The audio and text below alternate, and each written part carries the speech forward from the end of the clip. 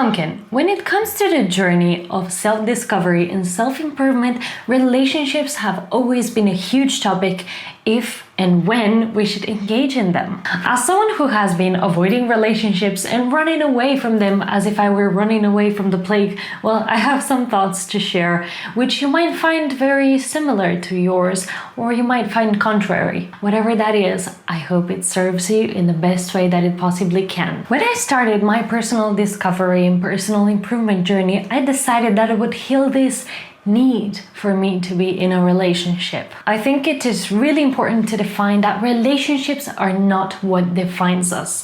Yes, they're a very beautiful thing to happen, but if you are single, that does not make you any less than others. In fact, if you're single, you should also be able to enjoy life to the fullest by being with yourself. I've spoken in a video about my personal #1 killer of relationships, and that is the lack of individuality. I'm not a very big fan of the term of other half because you are an entire person. You're not a half person. I understand that it is romantic, but you are whole, which means that you should be able to develop and to enjoy life as a whole. You must be able to live independently and to enjoy activities without a partner. If you enter relationships without first being happy with yourself, and you're entering maybe perhaps out of fear of being alone or just because you're bored, well, you're risking getting with someone that does not appreciate you for who you actually are, and you're also risking getting manipulated easily because that other person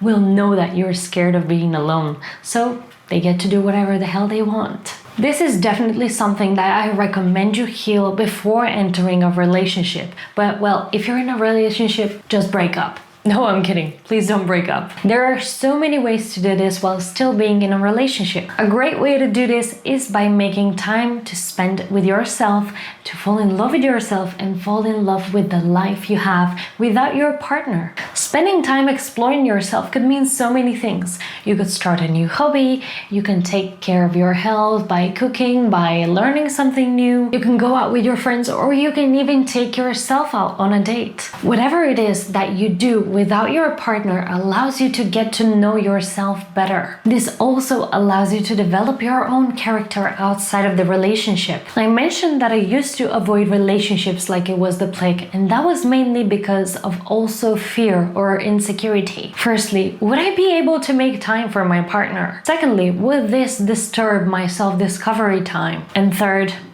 what if the relationship goes wrong? For the first question, if there is will, there is time. Honestly, relationships seem impossible until they actually happen. Suddenly, you're gonna find yourself eliminating useless things that don't serve you and instead investing this time to spend with your partner. Also, you really need to understand that when you get into a relationship, there's going to be a bunch of hormones attacking you, and this is all that you're gonna be thinking about. You're gonna be thinking about this person and only them. This is completely normal, so stop judging yourself and just enjoy. This is one of the most beautiful parts of a relationship. And no, this is not going to stop your self-growth journey. On the contrary, this allows you to explore yourself in a completely different lighting that you wouldn't be able to do by yourself. You're gonna have to learn how to be vulnerable, how to share. You're gonna have to learn how to trust someone else other than yourself. This is not easy because it requires time, communication, confiding,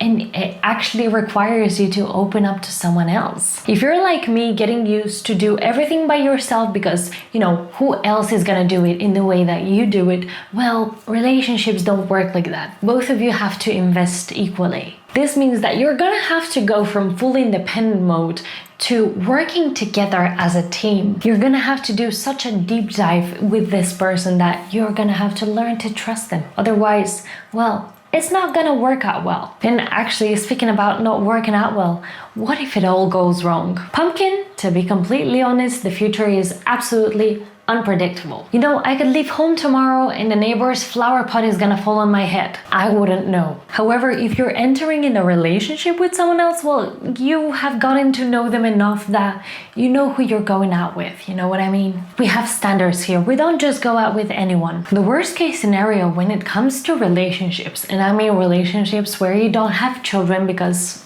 I have no experience there. I cannot speak for these types of relationships. But yes, the worst thing that can happen is that you're left with yourself. And you are someone that you should love because you're going to be together with yourself in every single instant of your life until the very end. And also, if it goes wrong, well, honey, you've learned a lesson. I know that saying it makes it sound so easy, and it's actually not, because human relationships are complicated. But yes, things going wrong are definitely lessons that we should learn from. We're not here to talk about breakups though, like this is not the topic here. A last thought from me to people who are wondering if they're ready for a relationship. You're not. You're never gonna be ready for it. You see, and maybe in the time that you're thinking, I do not want a relationship right now, well, precisely that's when the universe is gonna come through and have you meet the person that you've always dreamed of.